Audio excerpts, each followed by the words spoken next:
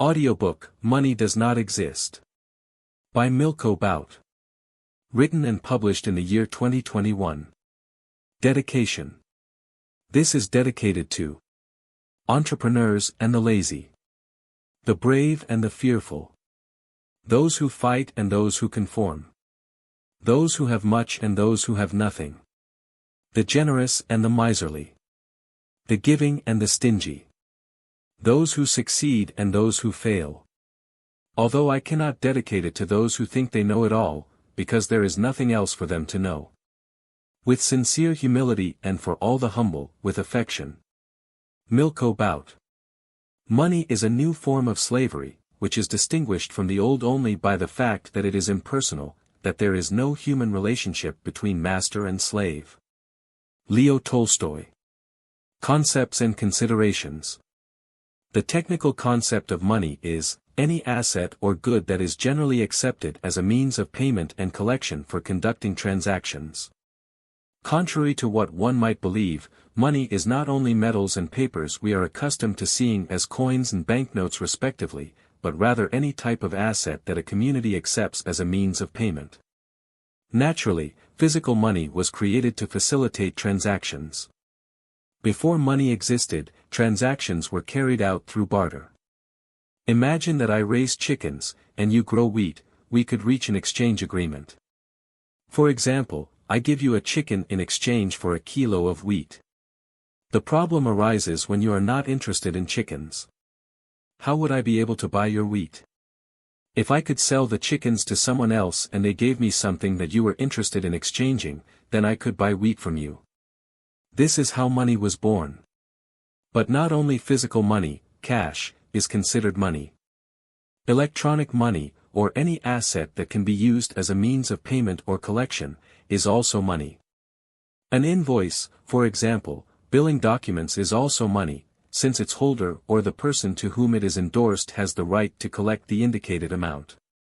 The same applies to checks, promissory notes, or bills of exchange. As legal and commonly accepted mechanisms, they grant the holder the right to payment or impose an obligation of payment on the creditor. A credit card or a guarantee are also considered money for the same reasons, as they are accounting entries backed by a monetary amount. Characteristics of money. Now that we know what money is, let's examine its main characteristics to solidify this concept. To fulfill its role in the economy, money must possess the following attributes. Standardized, its units must have the same value and quality, with no physical differences between them. Widely accepted and recognizable, it must be acknowledged as a means of payment and, therefore, as a form of value that is recognized by the public. Divisible, this enables transactions of small value to take place. Easy to transport, this was one of the primary reasons for the creation of money, to avoid the cumbersome transportation of gold to trading locations. Durable, it should not deteriorate easily or quickly, since deterioration would cause it to lose its value as a currency. Functions of money. Having reviewed the characteristics that money must exhibit to be considered as such, let us now look at its primary and essential functions in the economy. Money fulfills several key functions, including unit of account and price standard. Money serves as a unit of accounting, simplifying the process of setting prices for goods and services. Medium of exchange, this function distinguishes money from other financial assets. Unlike other assets, money is a medium of exchange accepted universally. Means of payment, money is used to settle or liquidate debts, making it a clear means of payment. Store or reserve of value, as a deposit or reserve of value, money preserves purchasing power over time. However, inflation demonstrates that this value is not entirely secure, which is why economists seek other assets as safe havens. Uses of money. Money has become indispensable in human life because its uses and the functions it performs are virtually irreplaceable by any other known method. In this regard, beyond the functions mentioned above, the three main uses of money are: unit of account, used to determine the price of every item. Medium of exchange, facilitates commercial transactions through payments and collections. Store of value, Since coins and banknotes have inherent value, they serve as a means of saving for families and businesses to use in emergencies without deteriorating. Originally, money was created as a means of payment to avoid barter and to effectively value all goods through a single medium, currency. Coins were initially created as having intrinsic value, meaning they were valued for their gold content. Coins had value because they were made of gold and silver, with their weight in these precious metals determining their worth, whereas today, money is fiat, meaning we assign it a generally accepted value marked by the currency itself. We know that a €2 coin is worth €2 because we accept it, even though its composition is worth barely 20 cents. Advantages and disadvantages of money. To conclude, having understood what money is, its characteristics, functions, and uses, it is time to examine the advantages of using it, as well as the disadvantages that it, like everything else, presents. Advantages of money. Among the advantages of money, it is worth noting the following. Money serves to calculate the value of various goods and services. As an asset, money allows wealth to be preserved, therefore, it can be accumulated. Money is generally accepted by society, which facilitates transactions. By expressing the value of commodities, money simplifies the relationship between every one of them anywhere and at any time. Money contributes to the functioning and expansion of the capitalist system. Disadvantages of money. Just as it enables the expansion of capitalism, money also has its drawbacks. Money encourages credit, and credit fosters indebtedness. Massive indebtedness can be detrimental to the economy.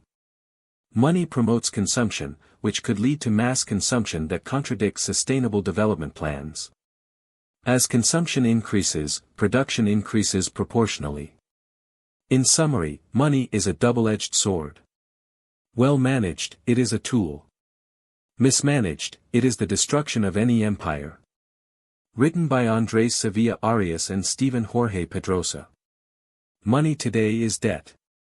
Today, it can be said that money is debt.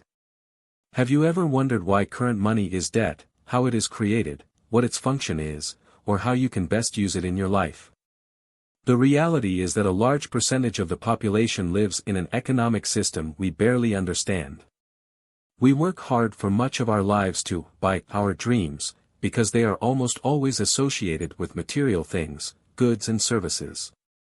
Unconsciously, we want to be better educated, have a good job, get promoted, or aspire to buy things we don't have that supposedly will make us happier, a house, a car, home comforts, etc., without realizing that when we unconsciously aspire to all of that, without really thinking about which of these we truly want, and do so not from our current resources but through debt, we enter a never-ending spiral.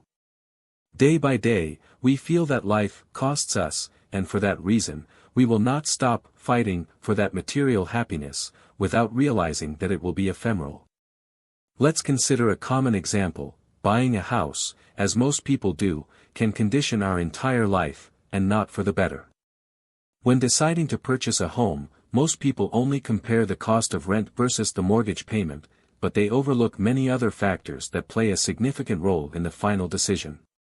If we buy a home through a mortgage, our internal feelings can start to change from the very moment we sign for the house, perhaps the most important contract of our lives.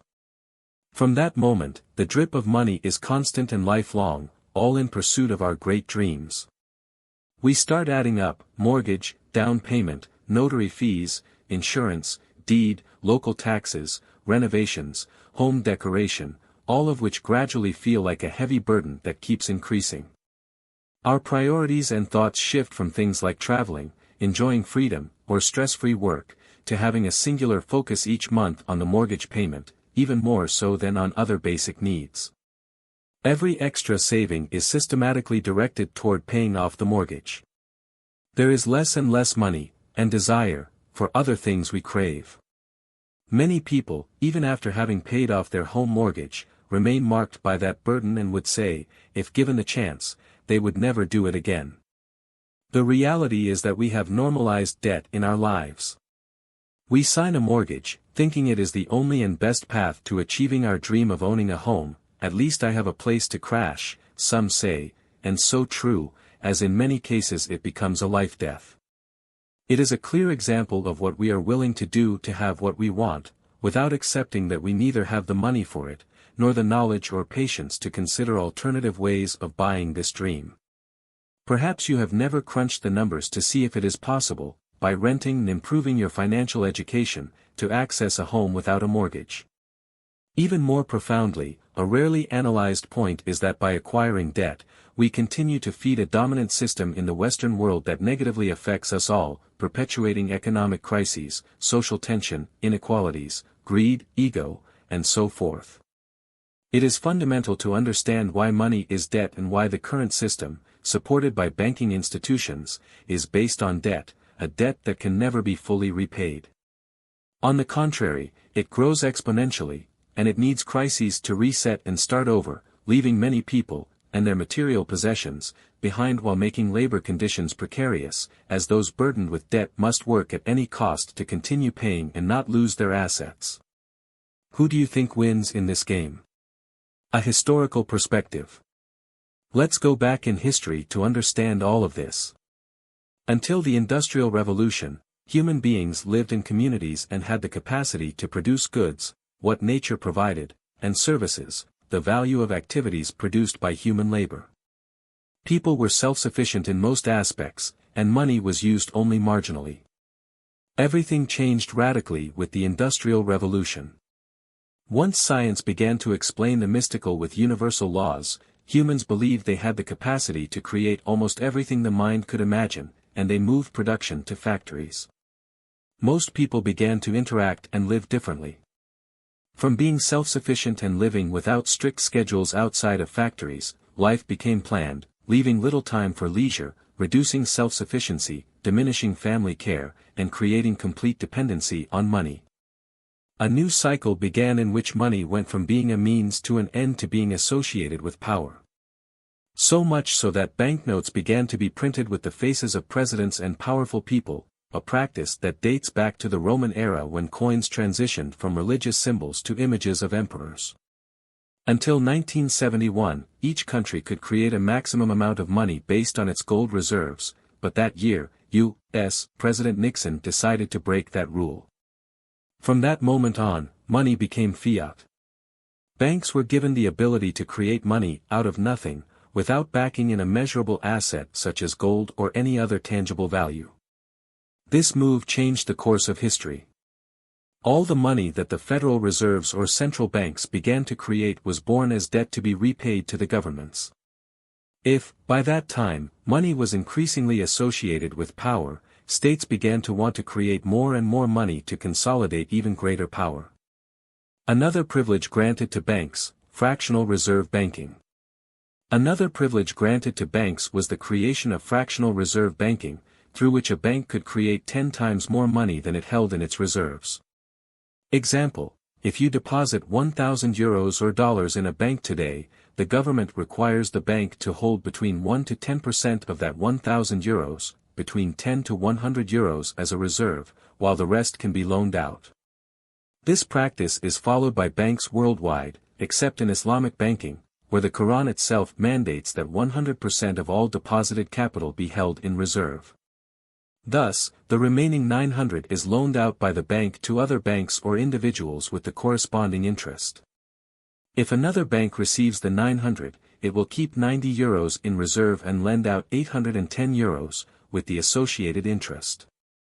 This process repeats until all the money is loaned out across the banks, meaning that from the initial 1,000, an additional 9,000 is created out of nothing. This creates a debt that must be repaid by having banks generate more fictitious money to inject into the economy. In this way, you will realize that not only the money you borrow but also the money that circulates through your hands helps create more debt, and it can only be sustained if economies continuously grow by producing more goods and services. It forces economies to expand relentlessly every year, as well as to constantly consume goods and services.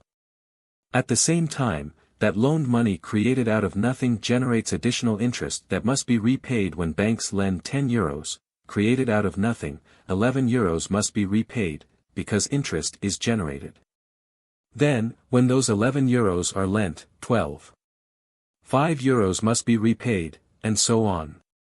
Eventually, the interest accrued through debt and loans becomes exponential and can never be fully repaid, except through periodic economic collapses, crises, in which unpayable debts are wiped out, a cleansing occurs, and a new cycle begins. A detailed analysis.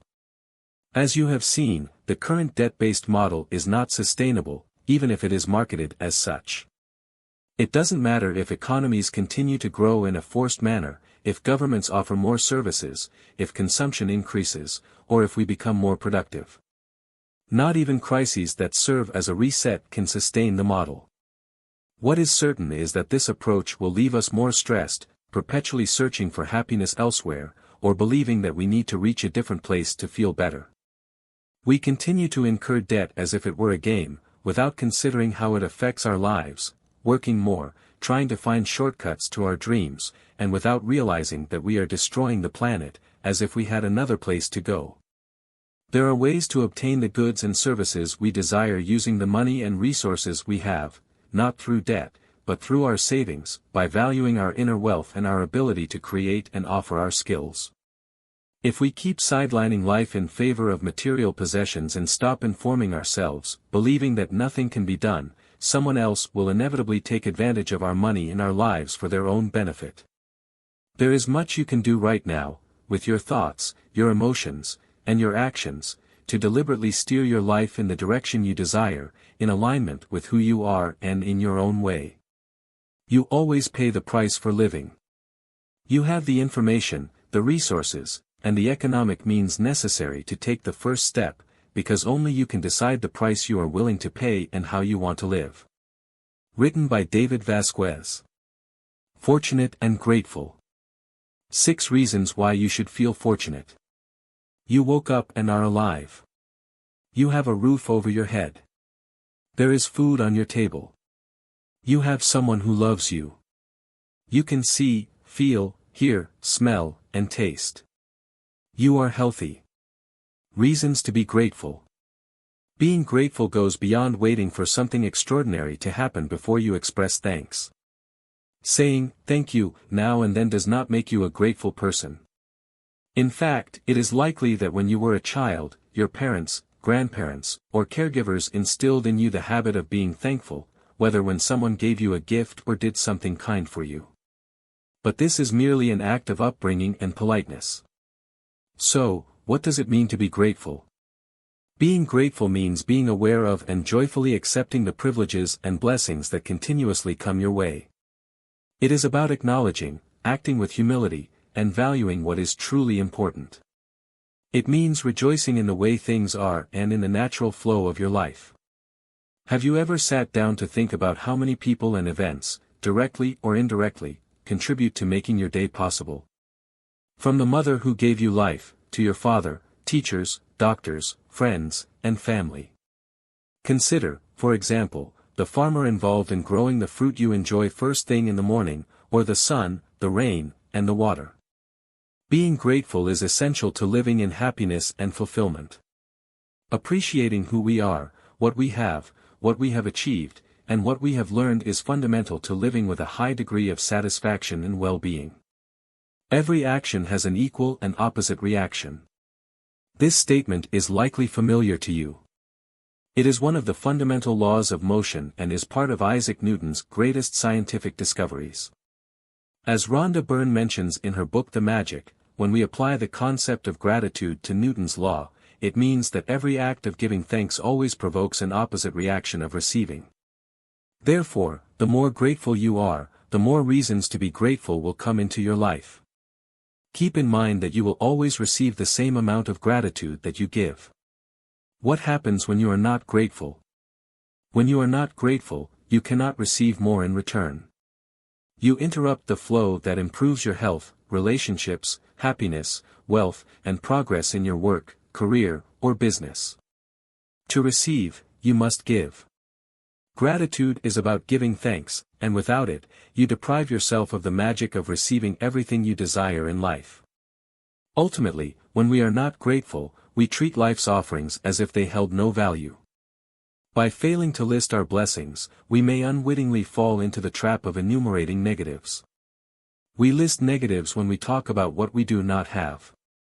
We list negatives when we criticize or find faults in others. We list negatives when we complain about traffic, waiting in line, delays, the government, insufficient money, or lack of time. When we focus on negatives, they multiply, and with each negative we list, we cancel out the blessings that were on their way. Therefore, today I want to invite you to list your reasons for being grateful. Here are some ideas. Reasons to be grateful. I am truly fortunate to be alive and to have woken up today. I thank all the organs in my body that function in complete harmony and perfection. I am lucky to have a wonderful family.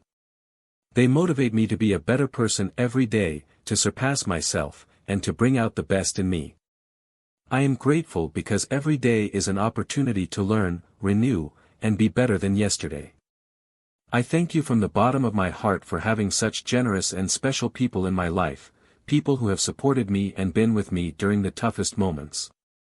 Thank you to all those people who did wrong to me, because they helped me gain self-confidence and the courage I needed to move forward. Thank you, Mom, for loving me so much, and for being there so that I may love and care for you for the rest of my life. I am grateful to have my voice and use it to express myself and communicate with others. If you are grateful for what you have, you will generate more. On the other hand, if you focus on what you don't have, you will never have enough. I am truly grateful to God. Even in my greatest storms, it gives me the strength I need to rise and move forward. I am happy because God provides me with everything I need at the right moment, both the wisdom to make good decisions and the calm and patience to endure my storms. Thank you, because one way or another, I always receive the financial resources needed to satisfy my basic needs and even the little luxuries. I am fortunate because with every tear and stumble I have learned a lesson.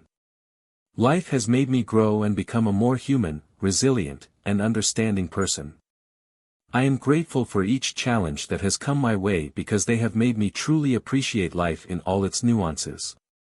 I have learned that despite the circumstances, living is a blessing, and it is worth living with intensity, joy, and by overcoming fears. I am thankful to life for giving me time to relax and to dedicate myself to what I am passionate about. I appreciate the new job opportunities, achievements, successes, and personal growth that come my way daily.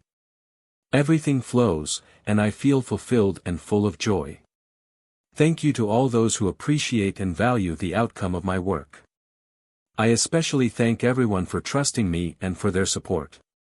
I am very happy to have so much quality content at my fingertips, books, blogs, conferences, etc., which allows me to reflect, learn, and grow both personally and professionally.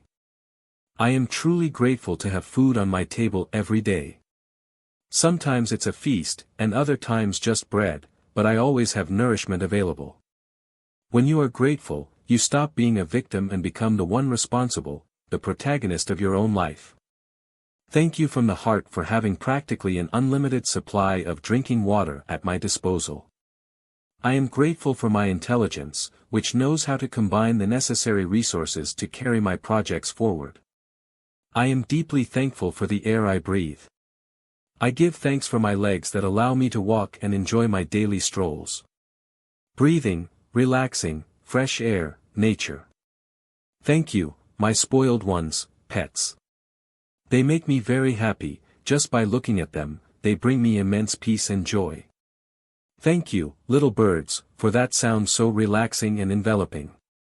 I am grateful for the house where I live because it serves as a refuge and a place of rest. I appreciate the technological advances that make our lives more comfortable and secure. I am thankful for every book and author that has touched my hands because they have helped me grow. Thank you to myself for finding gratitude in all the people, things, and events that are part of my life.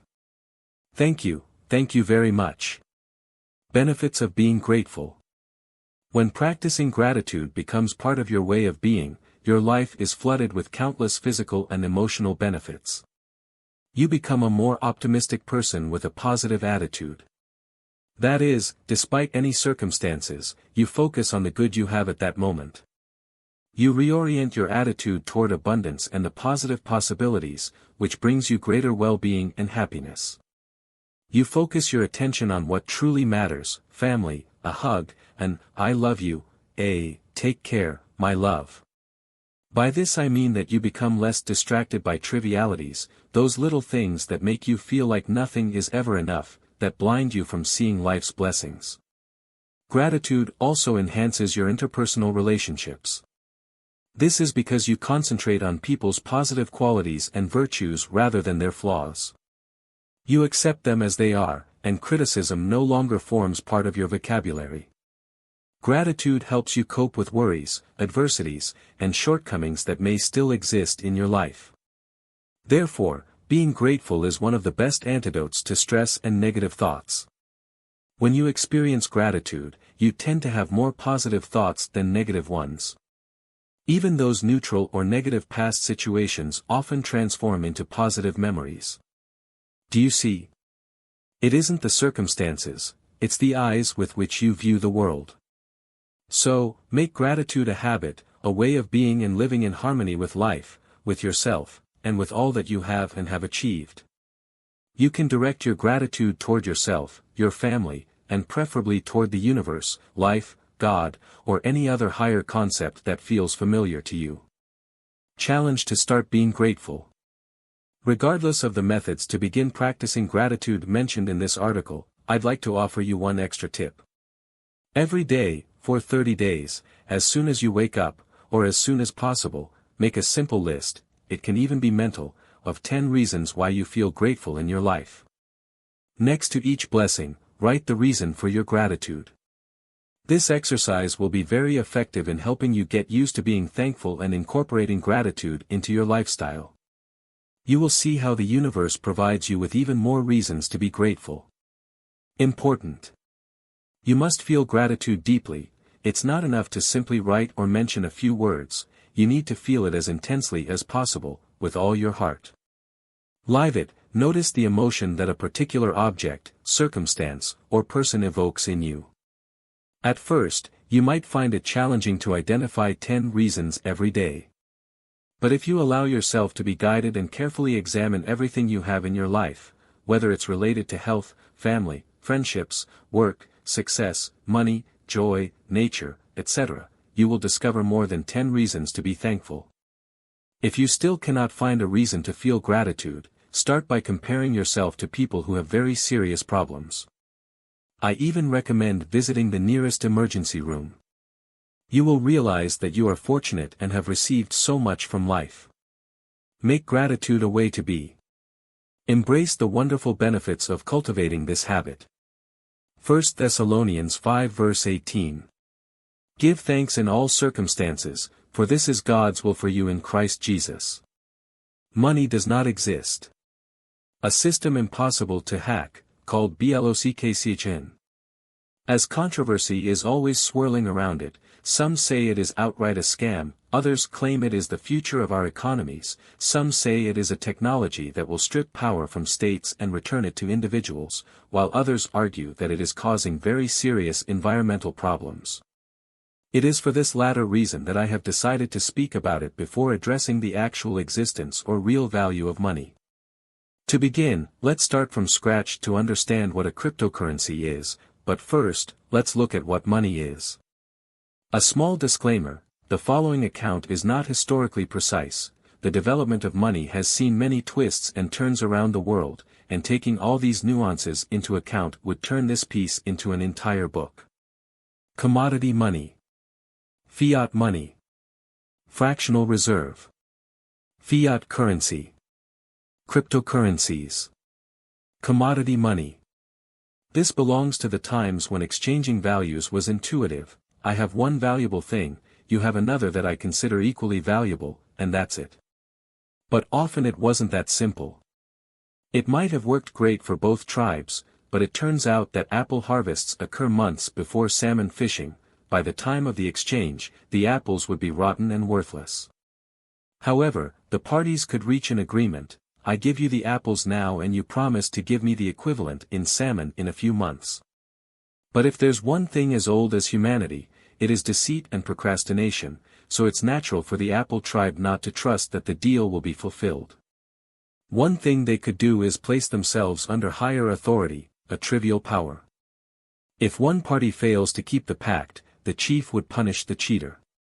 However, this system would be complicated among different jurisdictions of chiefs. It doesn't seem very diplomatic to cut off the hand of another chief's merchant, hence, there had to be a technological solution to this problem of distrust. Many cultures around the world converged on the same method, they used an intermediary good. I give you the apples, and in exchange, you give me another valuable thing, and when you have your salmon, I return it to you, with everyone satisfied. If you default, I will keep your valuable thing and can trade it with another tribe. This intermediary good, this money, could be anything, but not just anything will do. It can't be chicken meat because it spoils and loses its value. Money must be something that preserves its value over time. Furthermore, it must be something that cannot be easily created or destroyed, or else people would just invent money out of thin air. The most suitable items the ancients had were precious metals like gold. Finding gold veins or a gold mine is a complicated task, and the amount is quite limited. More and more gold was indeed mined over time, but never enough to satisfy the ambitions of the powerful, so its value didn't fluctuate much. Moreover, gold can be melted into uniform pieces, coins, something that other goods cannot do, making it easy to account for and facilitating trade. In other words, gold and silver have become the symbols of money and ostentation today, not so much because they are super valuable, there are elements in the earth much rarer than them, but because throughout history money has played a very practical role.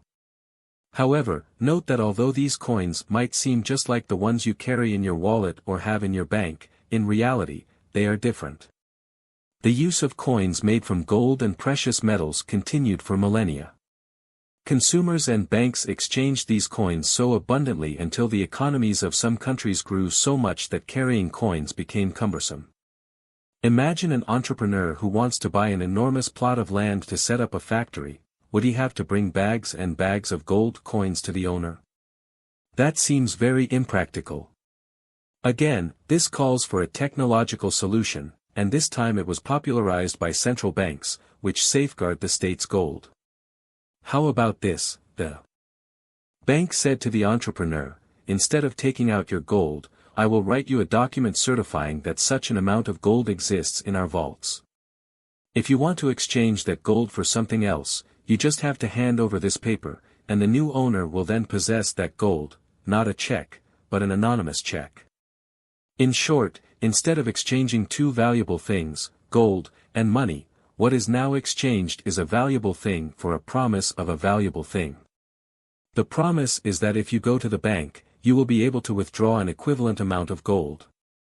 In other words, with this system of checks, we are reverting to something relatively outdated, trust. Not the trust in your buyer, but the trust in the bank to safeguard the money, to know how to account for it, etc. Trust in institutions is fundamental for the evolution of money to continue. But imagine several people conducting exchanges with these bank documents, and everything goes well, people get encouraged, and instead of carrying heavy loads, they deposit their gold in the bank, filling their wallets not with coins but with documents certifying that the money exists. Thus, the popular use of banknotes is born. Banknotes and coins are, in fact, merely representations, a certificate of silver, promising the bearer that they will receive that amount of silver. Those responsible for creating these anonymous checks are the central banks, which then distribute them to other banks. This way, there aren't hundreds of different banknotes, allowing them to control counterfeiting. Although these banknotes may look very similar to the ones we have today, they have nothing to do with them. Imagine a client entering a bank in search of a loan. He wants to start a store with an extraordinary product. A potentially successful entrepreneur will be able to repay the loan with interest, thus, the bank is interested in providing him with the money he needs. However, the bank realizes that it does not have extra gold to make the loan. But this is a very tempting opportunity that they cannot miss, so they decide to pull a little trick. Although they don't have the gold, they give the entrepreneur the banknotes that promise that amount of gold. If the entrepreneur's customers accept the exchange with banknotes, great, nothing has gone wrong. If someone goes to the bank claiming the promised gold, then the bank would withdraw it from other clients' reserves. If one of these clients came to withdraw all of their money, then they would receive gold from another client. Imagine if we collected all the banknotes that this bank has issued. If we look closely, the banknotes given to the entrepreneur are not backed by anything, they are pieces of paper that are worth nothing, referencing nothing. It is money that intrinsically is worth nothing. This fantasy works because people do not withdraw all their money at once. The bank loses gold at the same time as it is deposited, so there is a certain balance. In a society where banknotes are exchanged with complete trust, the bank only needs to have a sufficient reserve of gold to cover all the money that has been created. Of course, this has its limits. Governments influence the amount of money banks can create.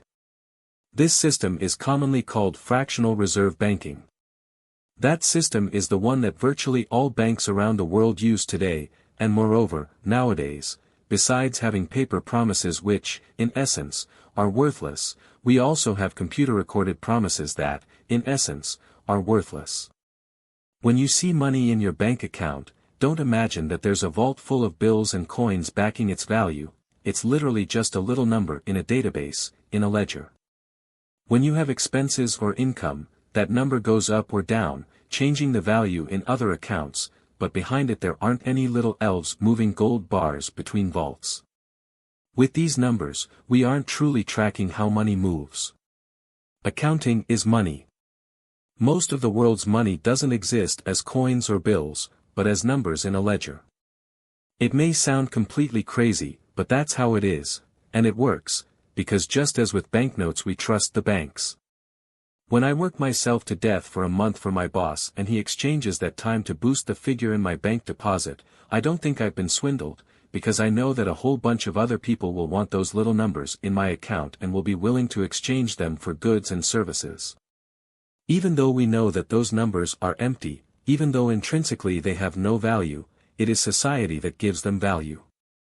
My bank account, when seen in the context of the rest of the world, may essentially be worth nothing, but if I go to an ATM, grab my promises, go to the central bank, and cash them in for gold, then I really have value. Perhaps not everyone could do that because there might not be enough reserves, but if I choose the right moment, I could withdraw my gold without a problem, couldn't I? If you were to try that, the central bank would send you on your way. Look at modern banknotes. Where do they state that the bank owes the bearer a certain amount of gold? Nowhere. Do you think this is an aesthetic choice?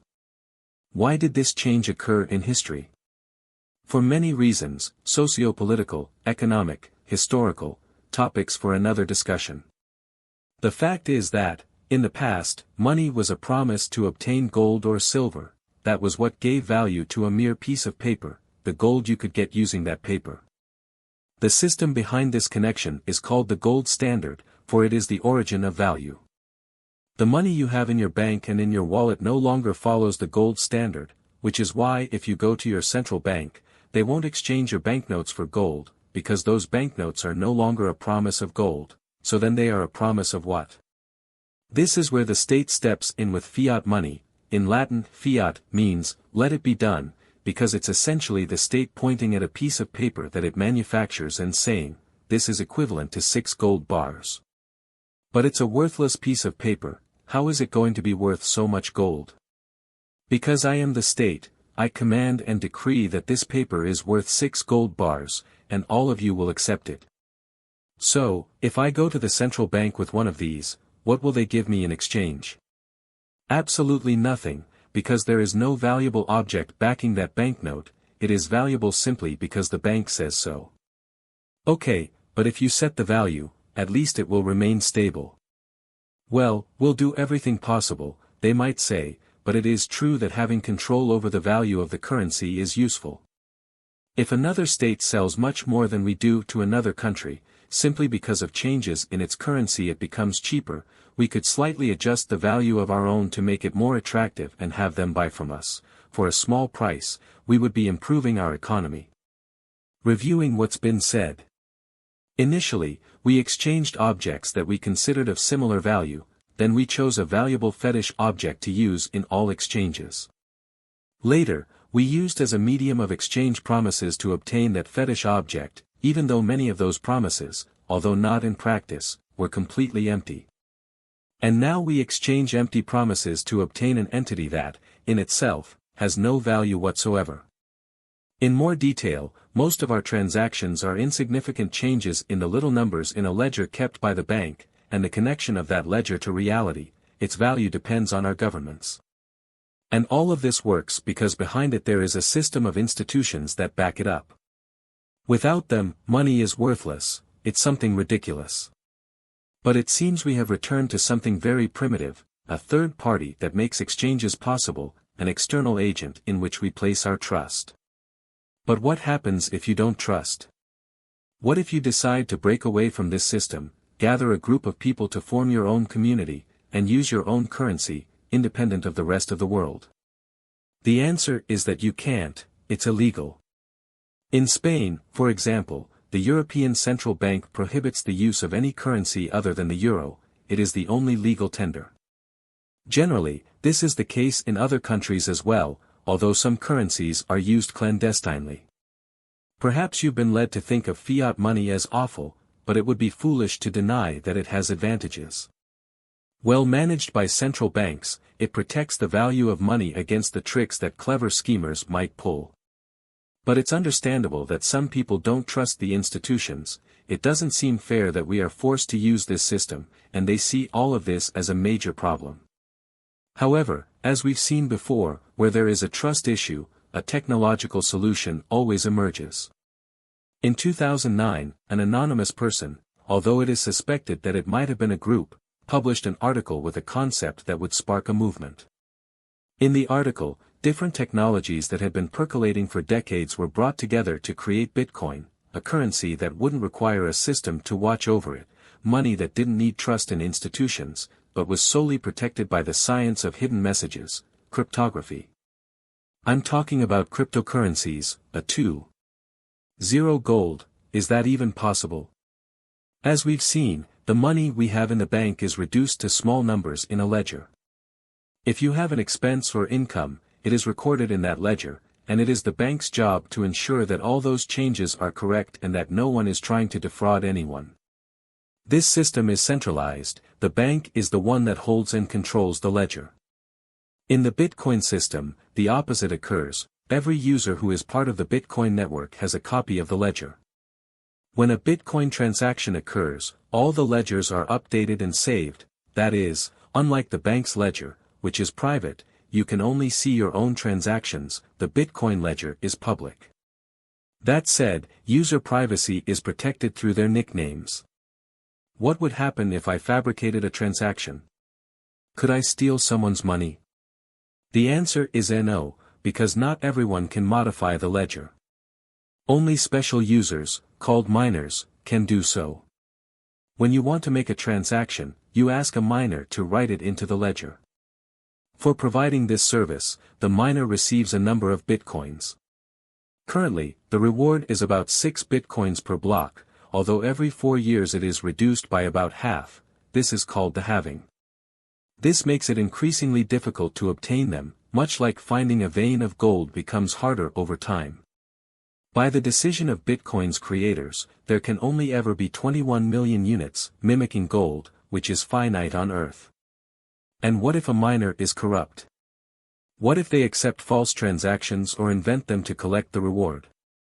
Well, the miner must undergo some kind of test to confirm that they are doing things correctly. In the case of Bitcoin, we have the proof of work.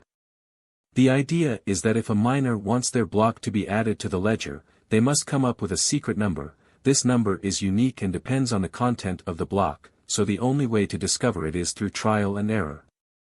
The scenario is as follows: several transactions occur on the network. The miners quickly record them on a page and then scramble to find the secret number. Some dedicate all the resources of their computer to achieve this, while others fill entire industrial halls to boost their processing power. In any case, it is like a lottery. In time, one of the miners will find the number, his page will be added to ledgers around the world, and he will receive his reward. You might think, and how does this prevent pages from being forged? Imagine that, with this system, a clever miner spends a large amount of bitcoins and then tries to erase a transaction from the ledger so that his little number isn't deducted. Since once a transaction is made, it is received by all miners, the clever miner must compete against everyone in the search for the secret number. If one of the others wins, his forgery will vanish into nothing. Although the clever miner might get very lucky, guesses the number, and his forgery gets included in the ledger. Is this possibility feasible within Bitcoin? The truth is, no, because its system follows the rule of the longest ledger. The ledger that counts is always the one with the most pages. By erasing one of the transactions, the clever miner has created a ledger different from that of the other miners. If he finds the number first, he will add his page to the ledger, making it the longest, and therefore the one everyone would trust, but a little later, another miner will find the number, add a page with the transaction, and we would have two equally long ledgers in conflict. The clever miner would then have to accept the number from another page of transactions to add it to his ledger so that it remains the longest, while the rest of the miners, starting from the unaltered page, compete with him to add page to the ledger that does include the transaction. And as you can imagine, for a single person to try to fight against the million miners that Bitcoin has would not be an even battle. The ledger containing the transaction would end up being the longest, everyone would have a copy of it, and the forgery would have failed. That is why it is recommended to trust the Bitcoin ledger once there are about 6 pages built on top, that nearly guarantees you're not reading something manipulated. The pages are called blocks, and the ledger, a chain of pages, is known as the blockchain, in English, blockchain. Blockchain, together with the consensus among nodes, is the technology that protects the transactions, even though they are public and their users remain anonymous. This makes it the perfect foundation to create a new type of money. As you see, no external institution is needed to protect the ledger, the system itself protects it, and since there is a limit to the number of ledgers that can exist, they cannot be created out of thin air. As I mentioned before, it is digital gold, a medium of exchange that we could have in a digital wallet and use to trade valuable items, much like our bank account. And you might tell me that this is crazy, that it isn't gold or anything, that bitcoins don't really exist and, in essence, have no intrinsic value. I would say, take a look at what you have in the bank. Like we've discussed, money intrinsically is worth nothing. So, when we're exchanging fiction, it's interesting to consider other types of currencies besides fiat. Now, to what extent is it realistic to think that the future of money is Bitcoin? First, let's talk numbers. Globally, the price of Bitcoin has been continuously rising since its inception, and while this might suggest there is a lot of interest in this system, in practice it is problematic. Remember when we discussed the qualities a currency must have, it must retain its value. Bitcoin does not hold its value well. In the best-case scenario, as its value increases, no one will want to use something as a medium of exchange that is worth more every day. Instead, you just keep it and later exchange it for even more valuable things. This makes Bitcoin not strictly money, at least, not very effective money, and that is not to mention its volatility. Its value fluctuates dramatically. In 1 month it can lose 20% of its value. We must not forget the 2017 crash when its price dropped from around $20,000 to $7,000 in just 2 months. Having the savings of your life in an entity whose value changes so wildly does not inspire much confidence. Yet, it is also true that keeping your savings in a currency whose government cannot keep it afloat is hardly ideal. That is the debate. Second, consider the number of transactions. Bitcoin's proof-of-work system only allows about 20 transactions per second to be recorded in the ledger. By contrast, fiat money processed through systems like Visa handles tens of thousands in the same period. This is an important issue if we expect many people to use cryptocurrencies as money, and there are already people working on addressing this. Third, official institutions. It would be naive to think they will just sit still, concerned solely with social good. Central banks, and thus states, are not going to allow the loss of control over the currency that we all use. Therefore, one should expect that in the coming years, policies will emerge to regulate the use of Bitcoin as a currency. However, none of this means it is the end, because Bitcoin is not the only cryptocurrency that exists. Using blockchain-based technology, there are plenty of networks with their own ledgers and their own rules. These are the alternative cryptocurrencies to Bitcoin, the altcoins. Right now, there are more than 4,500 different ones. Although many of these differ only slightly, it has been observed that over 85% share significant similarities in their code. We can expect that only a few will be truly innovative in their field. Innovations range from ledgers that allow small programs to be included within them, to different proofs that make the system secure without consuming a huge amount of electricity. We will talk more about this in the future. Some central banks are even issuing their own cryptocurrencies, controlled by them. So, are they the currency of the future? That remains entirely uncertain. Will state regulation be so harsh that cryptocurrencies lose their purpose once there are very few bitcoins left to mine? Could it happen that miners cease their work and leave the network unprotected? Only time will tell. So, are cryptocurrencies a scam? No, they are not. As with any new market, some clever individuals take advantage of the unsuspecting, but the product itself is not to blame. It would be like getting scammed in a pizzeria and then claiming that all pizzas are a scam. No, both cryptocurrencies and blockchain are promising technologies, and all of their applications are just beginning to emerge, starting with the art world, but that is a topic for another time. Money and financial freedom. For a human being to feel or declare themselves completely free, they must experience, live, or achieve the three essential freedoms, which are: freedom of expression. This includes freedom of opinion, decision, organization, affiliation, religion, and rights, although the term is often used to specifically define freedom of the press. It is a basic freedom that each individual needs to reach goals, achieve purposes, and move forward. This freedom of expression can only be achieved in a free country, in a society governed by the rule of law. In other words, it is indispensable for personal success. Economic freedom. This can also only be achieved in a free country, a society of rights.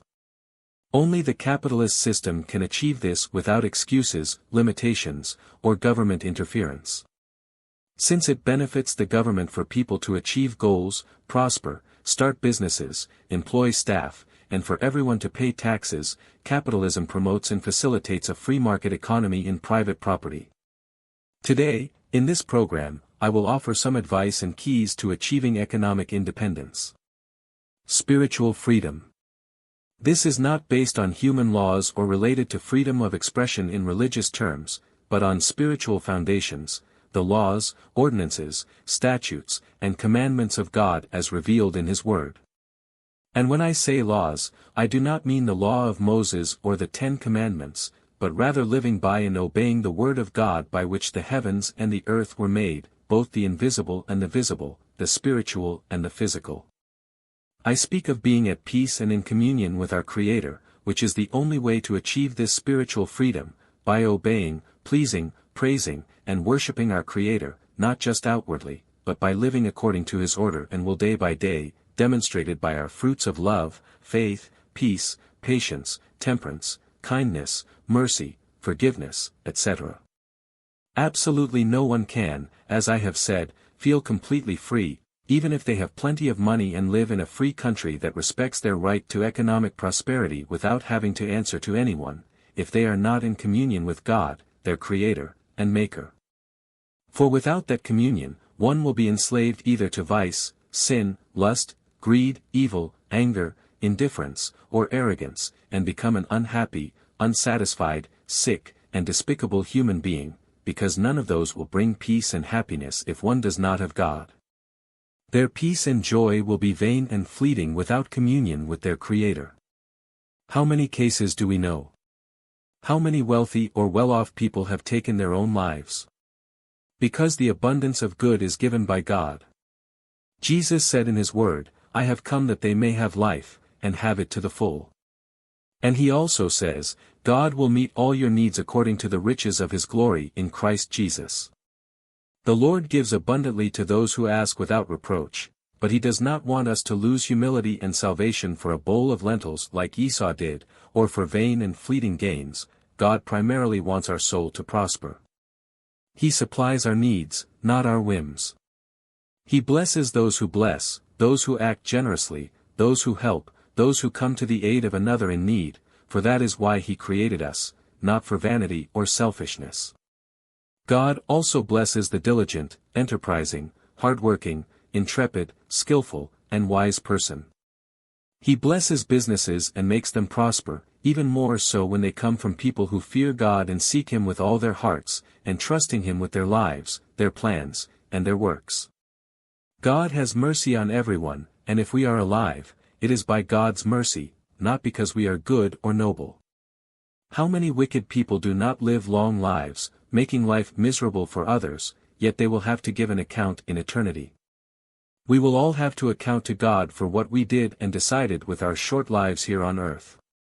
The wicked will not go unpunished, nor will those who have suffered, but never did they seek God in life or live according to his will. Remember, he will judge us by his word, not by our deeds. God is the one who provides and sustains each day. He sustains the birds of the sky, the fish of the sea, the animals of the earth, and how could he not sustain the human beings he created in his own image and likeness, especially those who believe in him and wait upon him? No matter how hard one works, they cannot achieve more unless they entrust themselves to God. I have learned from this, I have learned to depend completely on God. Planning. Marriage, family, business, time, cash on hand, and money to be generated and how to generate it. Planning is the first step in taking action to begin producing and procreating. We must be responsible with our time, money, resources, duties, studies, jobs, or businesses, with plenty of discipline, punctuality, scheduling, and advance planning. For example, when two people intend to marry and start a family, they must first have a steady source of income that allows them to live decently. At least one of them must have a full-time job or some type of business, whether inherited or created independently.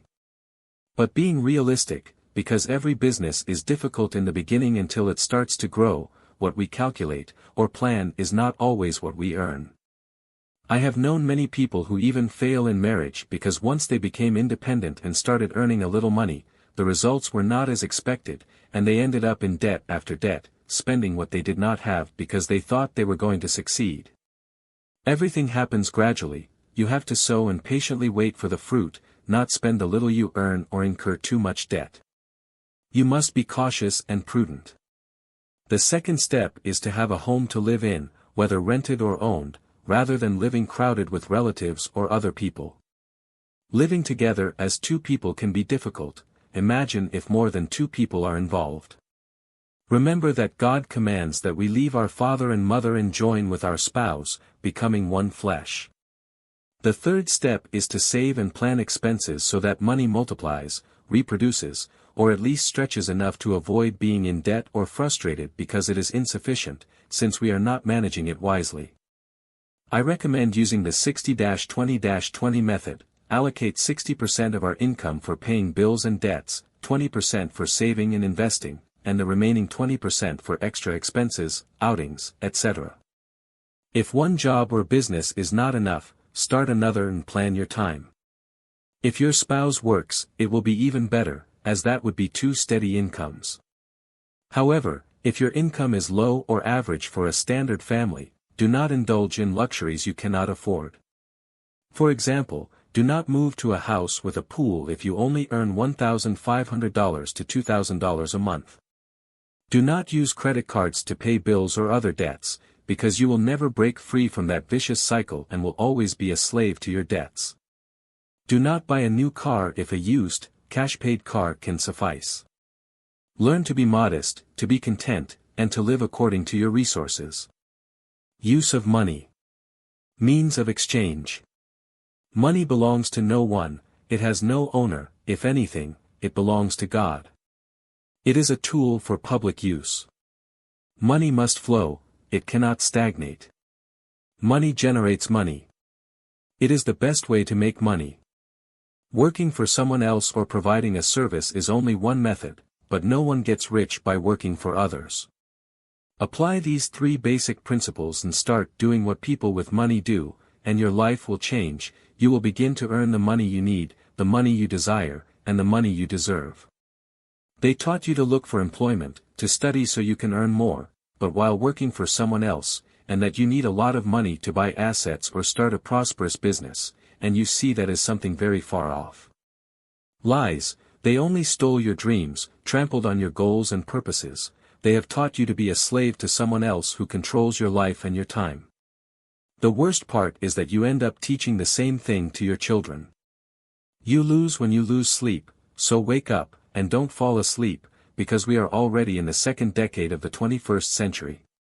There is enough in the world for everyone, only visionaries and entrepreneurs succeed, while others will remain where they are, or even worse.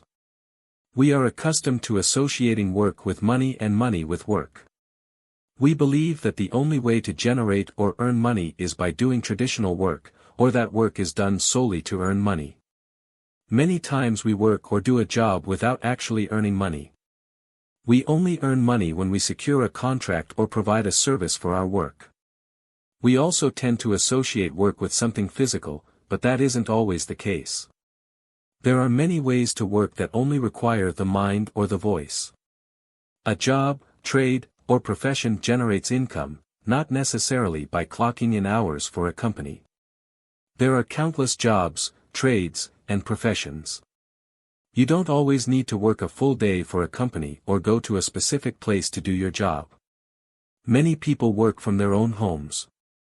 Work is not bad, it is indispensable, but the wisest approach is to work for yourself, not for someone else. What is money? We are used to relating money only to bills and coins. Cash, the paper bill or coin, is physical money, the circulating currency, but there is another type of money called electronic money, which is the most widely used today. Cash is generally used between individuals. Nowadays, the most common form of money is electronic money, especially in the developed countries of the first world. Today, anyone with a bank account uses debit or credit cards and checks for payments. An employee of a company gets paid by check, that electronic money is deposited in the bank, and with their bank card, they make purchases and pay for services. Often, services are paid for online. Money is a means of exchange for a service or between individuals. With money, we pay for everything we use and need. We are exchanging money for a service, and vice versa. In ancient times, items like salt and livestock were used as money, and in other cases animals such as horses or camels. When metal was discovered, it was given value, and from then on it began to be used as a means of exchange. Later, coins were created in gold, silver, and copper, and finally paper money and electronic money. Since the 2nd decade of the 21st century, we have begun to see a new currency that is no longer the conventional one, and it is called Bitcoin, which I will discuss later. How do we generate money?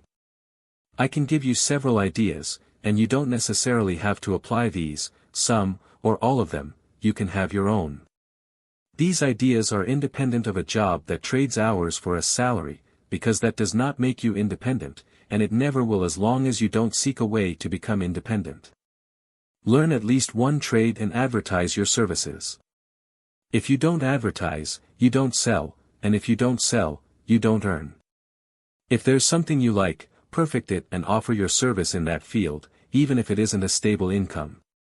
If you already have a regular job, you can alternate or do it on your days off, at least for a while, until your customers refer you to more customers and demand grows. If you can learn more than one trade or profession, it is even better. Although titles or certificates aren't as important as the quality of your work. Work hard for at least 2 years, learning more about what you can do, or learn to do new things. Plan and save, limit expensive outings and restaurants. There are many other free sources of personal and family entertainment you can choose from. some free options like natural parks, shopping centers, or public spaces such as beaches, fairs, etc., others that are cheaper like the cinema, concerts, stadium events, or invited events. This doesn't mean you're stingy or selfish, you are planting for the future and planning for the best. Better times will come, with leisure, outings, and expensive trips. Analyze the business or service you want to offer before diving in. Calculate your expenses and income before starting. Vision, emotion, enthusiasm, and even borrowed or saved money are not enough to start a business. You need leverage, help, teamwork, and economic backing for at least 6 months of expenses, and most importantly, you need to be sure the business is profitable. Honestly, many useful and necessary things in life aren't profitable because they are not in high demand. For example, I couldn't live off the books I sell, edit, and publish, nor the courses I offer, nor the tax returns I do for others every year, nor from Uber, eBay, or multi-level marketing, but I can do them all, and doing several of them means I earn something, enough or quite a bit. That is why my highest income currently comes from my work as an electrician and from the investment I made in my property to rent out rooms per night through Airbnb. Invest, especially in real estate. Because the stock market, the foreign exchange market, and cryptocurrencies are volatile markets with unstable gains and unexpected losses, make sure you invest in something that generates returns without significant loss, even if it is small and requires more effort. To invest in this market, you don't need experience, courses, or a lot of money, but you must have some capital, which you will achieve with the effort described in the first 2 points. I bought my house in the middle of the pandemic before prices skyrocketed and as soon as banks closed. My wife and I decided to invest the money saved for our children's education since we didn't know what would happen with this endless, manipulated, pandemic, announced in advance and imposed to trigger the Great Reset and the Fourth Transhumanist Industrial Revolution, a topic I won't touch on in this book. After moving into our home, I invested the rest of the saved money in the utility or laundry room, converting it into a studio and renting it out per night, using app technology to create a solid foundation for income, without worrying about advertisements, customers, or payments, because interested parties themselves search for temporary accommodations based on their budgets and location, and the company pays me via direct deposit, eliminating the need to deal with customers or guests. On Airbnb or Booking, which are the 2 best-known apps for this, you can rent out your entire house, a room, an apartment, a studio, a tent, a boat, or even a yacht, if you have one. Between cabbage and lettuce, a Spanish saying implying a mix of things. Another excellent app that works perfectly is Uber. You already know what it's about, transporting people or food with your own vehicle or any mode of transport that meets the company's requirements. There's even another transportation app called Turo, but instead of you being the driver, you simply rent out your car. However, make sure you have full auto insurance coverage because the company isn't responsible if your car gets into an accident. Selling on eBay. Whether you know how to make crafts, handmade items, clothes, books, music, etc., or resell products, you can use eBay, Alibaba, Amazon Prime, etc. You can open a free account and learn how to do it. In my book, Be Financially Free Starting Today, I show you how to do it on eBay. This isn't something you can solely rely on for a full income or live comfortably without seeking other forms of income, it is just an additional source, an alternative way to generate money. Consumer commerce. Start a network marketing business by becoming a prosumer, someone who promotes the products they purchase. You can begin with Melaleuca, which I consider the easiest, safest, and requires no investment. It can become a lucrative business that generates a lot of money if you dedicate as much time as possible to it. I also explain how in my aforementioned book. Any multi-level marketing or network marketing can provide liquidity and a good income, but be careful, study it, analyze it, and verify it. I only recommend those registered with BBB.org, Better Business Bureau, which you can check for yourself if you have the company's name and address. I also recommend my book, Unconventional Lucrative Businesses, where I explain other alternatives. How to prepare yourself for success. Work on your goal, don't fall asleep, take initiative, and don't wait for others to succeed to know that you too can succeed. Focus, plan your time and resources, and take action on what you want to do. If you don't take a step of faith, you will never get out of where you are. Success does not depend on the money you invest or the knowledge you have, but on your attitude and discipline. Success is not always about making money, it's about achieving what you desire or feeling fulfilled by what you do and enjoying it, even if you don't earn money doing it. Everything begins in the mind. Great works, monuments, major projects, cities, companies, etc., are first envisioned in our minds, then we create the plan or sketch, and finally, with proper planning in the right people, if a team is needed, we carry out the project or enterprise. God gave us imagination to be creative, not to gossip, complain, or think and speak negatively. To achieve financial success, we must have the spirit of a leader, one of sacrifice, productivity, and passion. We need to be psychologically prepared and convinced of what we want to achieve, provided we have a plan.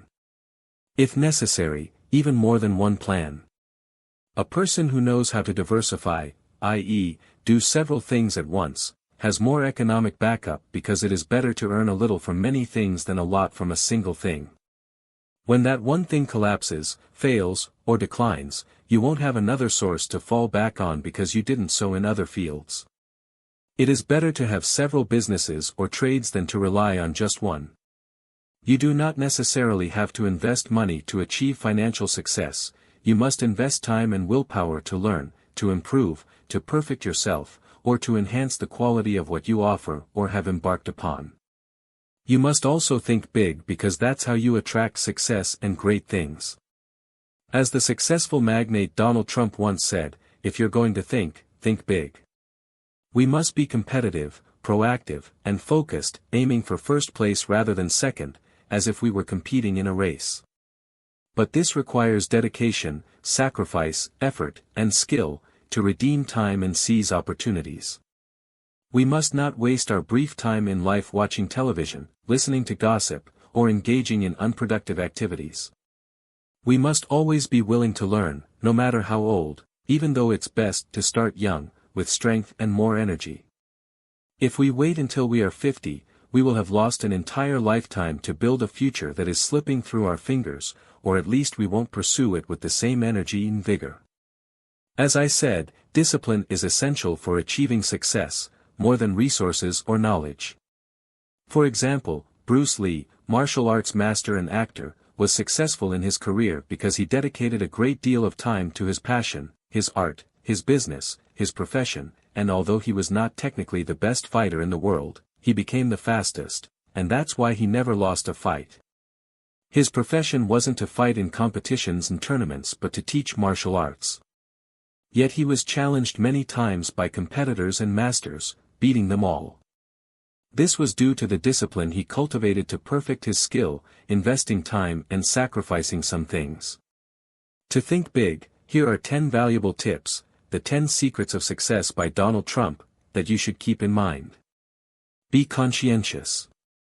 Make sure that what you do works, don't believe that chance will take you anywhere because it won't. Create your own momentum and maintain it. Have big ideas, but also the energy to make them a reality, not just patience. Stay focused. If you lose focus, you lose momentum. It's amazing what can be achieved with good ideas and proper focus. Never stop asking yourself, what should I be thinking about right now? Focus on the solution, not the problems. No matter what we do, problems always arise, they are part of life and of everything worthwhile. Do not let a problem become bigger than the idea, because it will destroy it. Focus on the solution, there is always one. Evaluate the problem, is it a catastrophe, or merely a warning? A catastrophe would be like an earthquake, if it's not that, remain focused and balanced to find the correct solution. See the opportunity. The rich weren't always rich, but they learned how to become so. Learn every day. This might be the greatest secret to success. Every novelty can be an opportunity, open yourself up to new ideas. Learn everything you can about what you do. Build a solid foundation to always know what is happening around you. Be knowledgeable about what you do, constantly think about your actions. Be lucky. The harder you work and the more you do, the luckier you become. Do things with passion and don't expect luck to come on its own. Love what you do, and success will follow. If you are not happy in what you do, you will never succeed at it. Reflect on this deeply.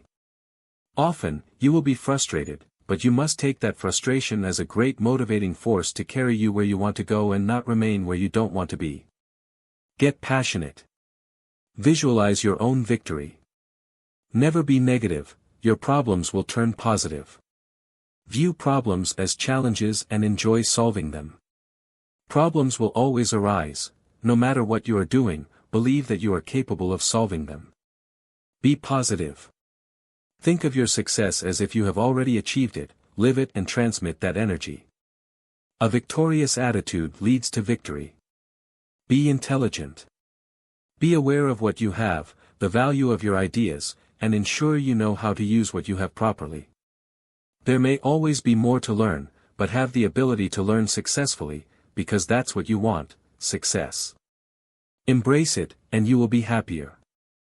There are many examples of people who started life with great disadvantages, without money or support, and achieved tremendous success precisely because they were smart and found a way to use what they had rather than clinging only to what they already possess. We all have something valuable to offer. Never give up. Never. The only time you will fail in life is when you give up. Never do it. Only losers quit. Winners keep going, always. No matter what you do, don't give up, and always think big. Below is another list of the best tips for achieving success, as provided by Donald J. Trump on his business blog. Think big. If you are going to think at all, it's best to think big. Start by taking small steps, but always envision yourself on a grand scale. Be positive. Always maintain a positive outlook, no matter what happens. Avoid any negative thoughts or emotions. Follow your passion. Dedicate yourself to doing what you love, strive to be passionate, and always maintain your enthusiasm. Learn something new every day. Read, inform yourself, learn, know the rules of business, and master what you do. Follow your intuition. Always trust your own instincts. Be patient. Success rarely comes overnight, achieving it requires tenacity and patience. Always surround yourself with a great team. Surround yourself with people who know more than you in their areas, and together complement each other to form a great team. Look for the beauty in everything you do. Always seek the positive side of things. Learn to negotiate. Everything you want to achieve will require that you become a good negotiator. Always aim for the greatest victory possible. Always aim as high as you can. Invest in real estate. Real estate is the best investment there is. Take risks. Once you have evaluated the situation, be decisive and take action. Be bold and seek public visibility. Always look for ways to make yourself known to everyone. Be your own brand. Make sure people recognize you and always trust what you offer. Enjoy working 7 days a week, even on vacation. Always find a way to enjoy what you do. Learn to say no. Sometimes it is necessary to know how to say no. Step out of your comfort zone. Never settle for what you have, always strive for more. Be stubborn when necessary. Do not quit until you have exhausted every possibility for success. Always have a plan B. Always have an alternative plan in case the first one does not work out. Never settle for second place. Always strive to be number one. Declarations of abundance. It is important not only for physical health and exercise but also to perform mental and emotional exercises through meditation and words. Words have either destructive or constructive power, they can cheer or sadden, heal, or harm, depending on how they are used. The Bible says that life and death are in the power of the tongue. Therefore, we must be cautious with what we speak, affirm, declare, and even sing. Sometimes we merely repeat what we hear without realizing that it can harm us mentally, emotionally, and physically. I suggest a mental exercise using words that have worked for me, called declarations of abundance. In these declarations, we include spiritual peace, not necessarily peace in the world, because we cannot change the world, but we can change our world, our environment, as well as health and quality of life in terms of finances and resources. Below are some declarations you can say every day when you get up. I repeat, this practice has helped me and produced results because what you think, you attract, and what you confess, you provoke. We are the architects of our future, and the future begins in the mind. We were created in the image and likeness of God, with imagination to be creative, to love, to build a better life, to create ingenious projects like houses, buildings, cities, technology to improve our brief lives, to transform adverse circumstances into blessings and victories, and to be happy despite everything. Here are the affirmations or declarations. Give thanks to the Creator for a new day.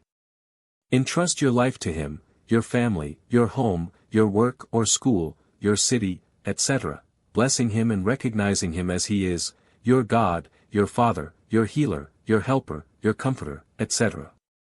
And why not also ask for forgiveness for your faults, hidden sins, thoughts, dreams, and even for any bad dreams you may have had. Sometimes dreams reflect the residue of a hectic or challenging day. Stand in front of the mirror after washing your face and say to yourself, I love you, you are valuable, you are strong, you are blessed, you are healthy, you are successful, you are prosperous, etc. You can say it in the third person if you wish, remembering that we are a tripartite being, constituted of spirit, soul, and body. In that case, your soul is speaking to the spirit in your mind that gives you life, and to the body, which is the vehicle that moves you in this physical dimension on earth, carrying you to do everything you set out to do each day or everything you need to do responsibly. Alternatively, you can do it in the first person, I am valuable, successful, prosperous, I will have a long and abundant life, I am healthy, kind, etc.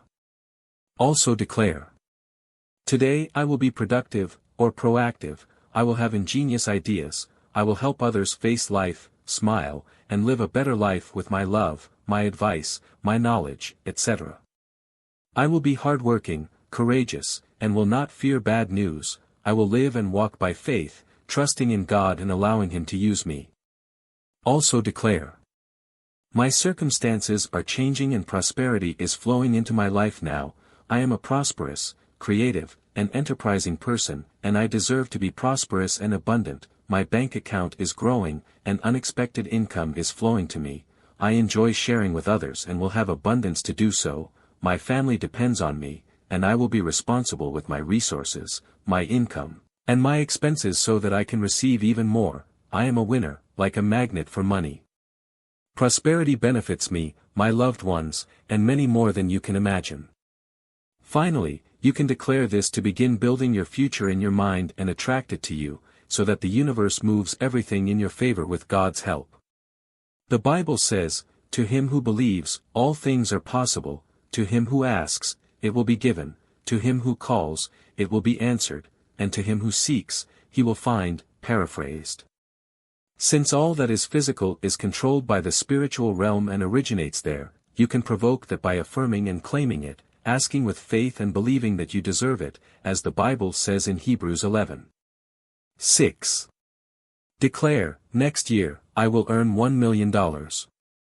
If you do not want to set such a high goal, you can set a smaller one, but do so with purpose, knowing in advance why you want it, because it is also written that we must be humble and content and not ask merely for our own pleasures. However, the bigger your goal, the closer you can get to it by having a plan or asking the Creator for a plan to help you achieve it, because money is not like rain that falls from the sky, although rain falls to bring fruit to the earth so that many can be nourished and others can earn money. You might not even reach half of that goal, but what's stopping you from earning at least $100,000, or even an extra $10,000 beyond your forecasts or your regular day-to-day effort? Perhaps you don't even have a job right now, but you're thinking big, creating it in your mind, and for the moment you can come up with a new idea to generate income that will bear fruit and flourish, not necessarily by working a set schedule for a salary. It never hurts to try. This practice has worked for me. I have not yet earned $1 million, but when I became disabled by a health condition, I had to force my subconscious to create several ideas to generate income, even if gradually and through various means, adjusting my 24-hour day to meet all my tasks and produce, despite my limited health condition. But everything is a process, from the moment you affirm, ask, and imagine until it comes to pass. God has always provided by sending the right people at the right time to help me achieve these goals. And if He gives me no more, it is because He wants me not to lose my humility, to learn to depend on Him, knowing that He will supply my needs and not my whims. If you cannot say everything at once due to a lack of time, say it during your commute or wherever you go. Affirm and declare in your own words. They don't have to be the same, but don't forget to pray. It is very important to ask the Father to let His will be done in your life. Spiritual wealth. All the fortune, wealth, and money that can be accumulated on earth are only valuable for this temporary, vain, fleeting life. True wealth and eternal inheritance do not belong to this material dimension, they are found in the kingdom of heaven, where believers in Christ will have eternal dwellings and true rewards for living a holy, pious, and pleasing life before God while on earth, according to His word, not man's doctrines or dogmas, nor vain religions. The spiritual riches of a believer lie in the things above, in eternity, in the presence of God. When we obey God and live to please Him, our reward is secure in eternity. The greater the sacrifice, the greater the reward, not necessarily religious sacrifice in the form of rites, cults, or financial contributions, but rather the sacrifice of stripping away all contamination of the flesh and spirit and completely surrendering to God's will, so that He may use us as instruments to rescue the lost day by day, anywhere in the world.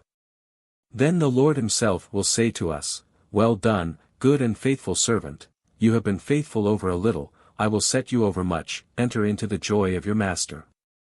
Matthew 25 verse 23. Matthew 6 verses 19 to 21 says, "Do not store up for yourselves treasures on earth, where moths and vermin destroy, and where thieves break in and steal. But store up for yourselves treasures in heaven, where moths and vermin do not destroy, and where thieves do not break in and steal. For where your treasure is, there your heart will be also." What can money buy? Properties and comforts. Well-being and health. Interest and bribes. Positions and offices. Politicians and governments. Judges and lawyers. Planets and spaceships. But money can never buy the salvation of the soul or eternity in the kingdom of heaven. God has promised to supply our needs, not our whims. Yet God answers us and grants the requests of our hearts as long as they do not lead us away from the path of salvation. Philippians 4 verse 19. My God will supply every need of yours according to His riches in glory in Christ Jesus. Psalm 37 verse 4 to 9. Delight yourself in the Lord, and He will give you the desires of your heart. Matthew 6 verses 33 to 34. But seek first the kingdom of God and His righteousness, and all these things will be added to you. Therefore do not worry about tomorrow, for tomorrow will worry about itself. Each day has enough trouble of its own. Luke 12 verse 32 to 34. Do not be afraid, little flock, for it is your Father's good pleasure to give you the kingdom. Sell what you have and give alms, make purses that will not wear out, a treasure in heaven that will never fail, where no thief approaches and no moth destroys. For where your treasure is, there your heart will be also. Proverbs 22 verses 1 and 2, 4, and 7. A good name is more desirable than great riches, to be esteemed is better than silver or gold. The reward for humility in the fear of the Lord is riches, honor, and life. The rich rule over the poor, and the borrower is slave to the lender. Jesus taught and demonstrated humility by being born in a manger, living as a wanderer, and dying as a criminal on Calvary's cross for the redemption of our sins. He said to His disciples, Matthew 11 verse 29. Take my yoke upon you, and learn from me, for I am gentle and humble in heart, and you will find rest for your souls. Jesus also taught us to be satisfied and content with what we have, for we brought nothing into this temporary life on earth and will take nothing with us, because true glory and eternal riches await in eternity. Philippians 4 verse 12. I know what it is to be in need, and I know what it is to have plenty. I have learned the secret of being content in any and every situation, whether well-fed or hungry, whether living in abundance or in need. 1 Timothy 6 verses 7-8. For we brought nothing into this world, and we can take nothing out of it. So if we have food and clothing, let us be content with that. Hebrews 13 verse 5. Keep your lives free from the love of money and be content with what you have, for he has said, I will never leave you, I will never forsake you. Money as it exists today has neither inherent value nor true meaning, it is vain and does not really exist. It is merely a medium of exchange, a tool provided by God to accomplish things and help us live so that we may also help others. Yes, it opens doors and enables us to obtain material things, but whether we have little or much, we must learn to manage and multiply it. Matthew 25 verse 14-30, the parable of the talents.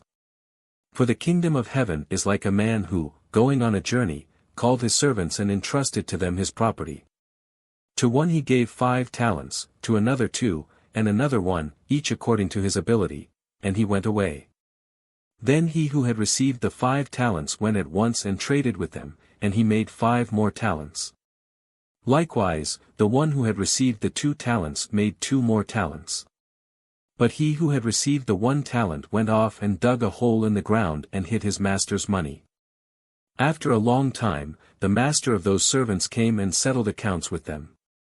Then the one who had received the 5 talents came forward, bringing 5 more talents, saying, Master, you entrusted me with 5 talents, see, I have gained 5 more talents on them. His master said to him, Well done, good and faithful servant, you have been faithful over a little, I will set you over much, enter into the joy of your master. Also, the one who had received the 2 talents came forward, saying, Master, you entrusted me with 2 talents, see, I have gained 2 more talents on them. His master said, Well done, good and faithful servant, you have been faithful over a little, I will set you over much, enter into the joy of your master. Then the one who had received the 1 talent came forward, saying, Master, I knew that you are a hard man, reaping where you did not sow, and gathering where you scattered no seed, so, I was afraid, and I went off and hid your talent in the ground. See, here is what is yours. But his master replied, You wicked and lazy servant. You knew that I reap where I did not sow and gather where I scattered no seed.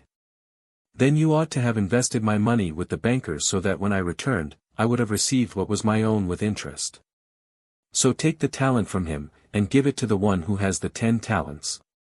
For everyone who has, more will be given, and he will have an abundance, but from him who does not have, even what he has will be taken away. And cast the unprofitable servant into the outer darkness. There will be weeping and gnashing of teeth. When we give importance and value to money, which in itself is worthless, and love it more than what truly has value, God, family, and our neighbor, we are essentially deifying it. Luke 16 verse 13. No servant can serve 2 masters, for either he will hate the one and love the other, or else he will be devoted to the one and despise the other. You cannot serve God and wealth. Consider the rich, devout young man who, although he recognized Jesus as Lord and Messiah, chose his riches over following him, since Jesus asked him to divest himself of his wealth. Not because it is wrong to have abundance, but because Jesus knew his heart and understood what was hindering his salvation and spiritual growth. For if we are able to divest ourselves of every attachment to fleshly things and material possessions in order to obey his call, the reward in the kingdom of heaven will be far greater and eternal. Matthew 19 verse 16-26, Jesus and the rich young man. Now behold, one came to him, saying, Teacher, what good thing must I do that I may have eternal life? He said to him, Why do you ask me about what is good? There is only one who is good. If you wish to enter into life, keep the commandments. He said, which ones? Jesus said, you shall not murder, you shall not commit adultery, you shall not steal, you shall not bear false witness, honor your father and your mother, and you shall love your neighbor as yourself. The young man said, all these I have kept. What do I still lack? Jesus said to him, if you wish to be perfect, go, sell your possessions, and give to the poor, and you will have treasure in heaven, and come, follow me. But when the young man heard this word, he went away sorrowful, for he had great possessions. The danger of riches. Then Jesus said to his disciples, truly I tell you, it is hard for a rich man to enter the kingdom of heaven. Again, I tell you, it is easier for a camel to go through the eye of a needle than for a rich man to enter the kingdom of God. When the disciples heard this, they were greatly astonished and said, then who can be saved? Jesus looked at them and said, with man this is impossible, but with God all things are possible. Author's advice. If money isn't real, merely printed paper authorized for commerce, and if it belongs to no one because it is a tool for public use, then don't stress, don't worry, don't claim what isn't yours, let it run, let it flow, let it produce, let it do its work, because money should work for you, not you for money. Money is not your master, you must be the master, lord, and administrator of money. Although money does not bring happiness, it is a source of material stability in common well-being among people. It is not essential or indispensable, but it is important for paying for the services rendered to us, for the products offered, and in turn for ensuring that that source continues to work for me, by offering my services, my time, my experience, my effort, my talent, my passion, my vocation, my gifts, and everything I can learn, give, help, and contribute for the benefit of others, of society, of the country, of the world in general, of my church, my company, or the company of my partners. Because when you work for someone else or provide your service to a company, you become a partner in that enterprise or an associate of that client. Do not obsess over receiving, earning, or accumulating money or over being rewarded.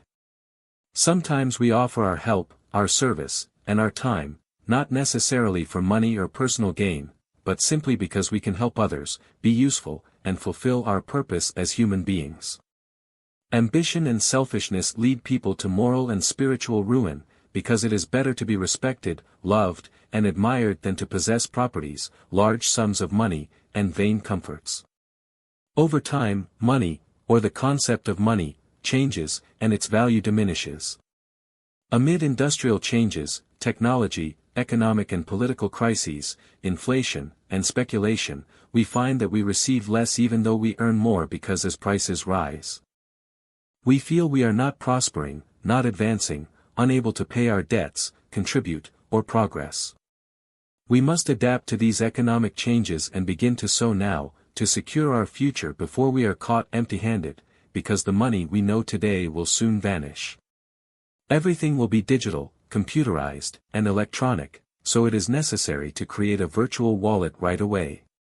The more you worry about money, the less you will have, and the less you will achieve. You must be diligent, trusting in God, and waiting on Him, because it is written. Therefore, I tell you, do not worry about your life, what you will eat or what you will drink, nor about your body, what you will wear. Is not life more than food, and the body more than clothing? Look at the birds of the air, for they do not sow or reap or store away in barns, and yet your heavenly Father feeds them. Are you not much more valuable than they? Can any one of you worry about adding a single hour to your life? And why do you worry about clothes? Consider the lilies of the field, how they grow, they do not labor or spin, yet I tell you, not even Solomon in all his glory was dressed like one of these.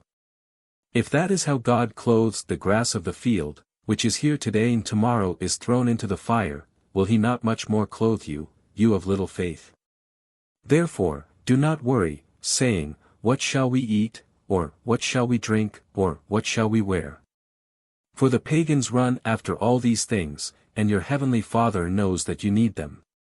But seek first His kingdom and His righteousness, and all these things will be given to you. Matthew 6 verse 25 to 33. The more stress, worry, irritation, or despair, the less you will have, the less you will accomplish, and the less you will solve. Trust, be silent, and wait. You must trust in God, in the universe, and in your own ability, because you deserve it. If you do not believe you deserve it, you will achieve little. Strive, be brave, and do not give up. If you speak or declare negative things, you will ruin your prosperity, your progress, and the solution to any eventuality or circumstance.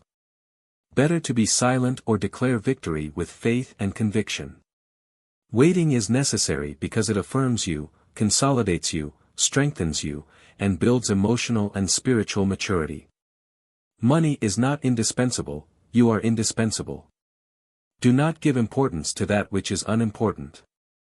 Sometimes we acquire things without having to pay for them. I'm not talking about stealing, but rather because, through generosity or coincidence, that need, that debt, or that temporary circumstance is covered, paid, or settled. When you ask your Creator, do not ask for money, ask for His help, whatever His will may be. I invite you to learn more about creating additional, stable income and achieving financial independence by acquiring my books. In Search of Financial Freedom. Unconventional Lucrative Businesses, and How to Live a Long and Abundant Life. You do not necessarily have to use the same strategies that have worked for me, but they can give you ideas, guidance, and the necessary help to create income, profits, or assets that generate money. Summary. Learn, strive, and invest, not just money, but time and energy. Take risks. If you never try, you'll never know if it works for you. If you lose, remember that you're only losing time, not money. Money does not truly belong to you.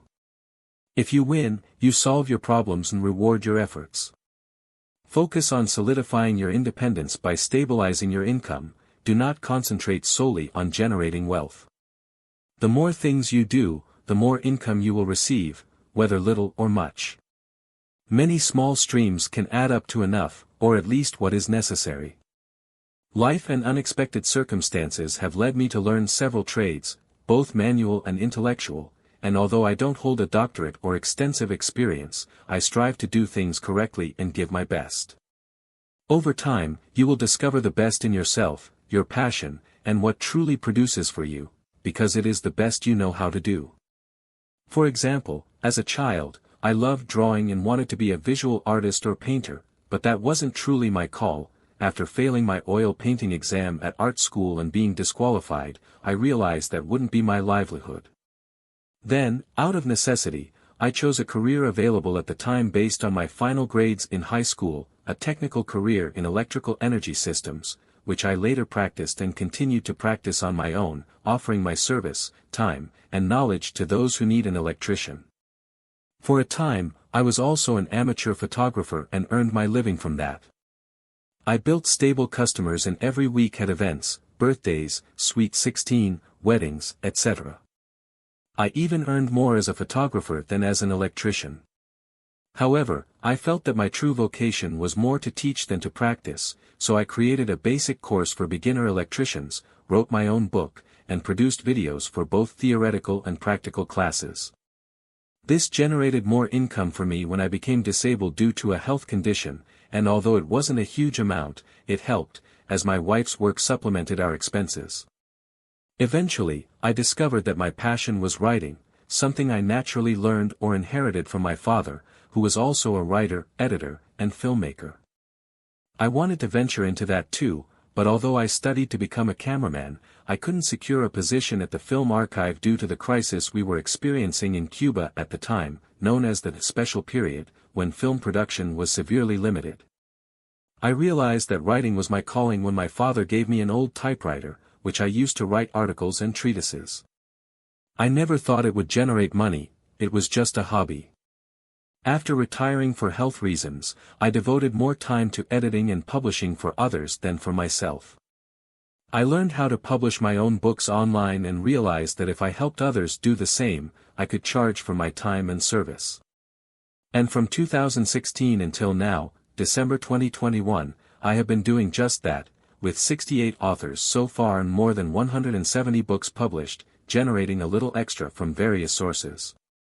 Today, without needing academic degrees or certificates, I have become an electrician, certified in my country, not in the U.S., writer, editor, publicist, accountant, helping others with their annual tax returns, property owner, renting apartments, promoter, investor, teacher or technical coach, and in the past, I also worked as a photographer, salesperson, and trader.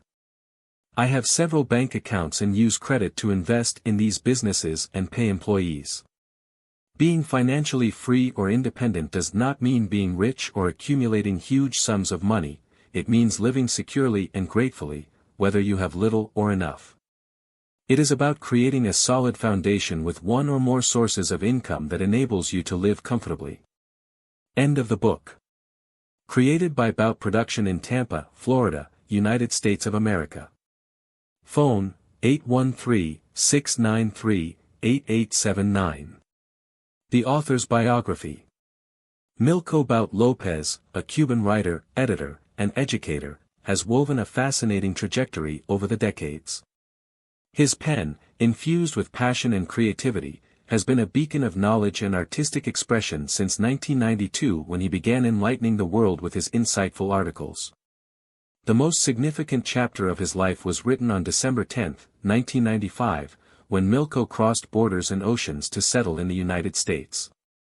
This land of opportunities became his new home, and in 2001, with a profound sense of belonging, he embraced U.S. citizenship, merging his Cuban roots with his love for cultural diversity.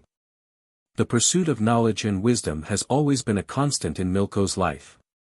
This passionate autodidact, eager to nourish his intellect, embarked on a remarkable academic journey.